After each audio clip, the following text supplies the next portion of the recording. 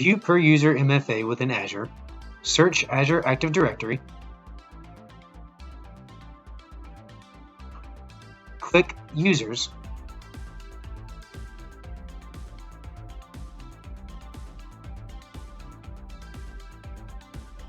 click Per User MFA,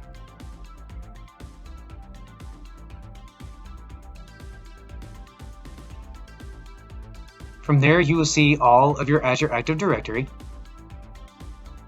and you will be able to enforce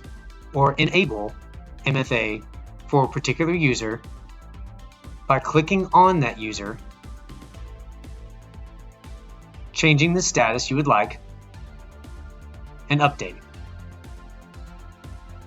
You can also bulk update by clicking Display Name and clicking Bulk Update.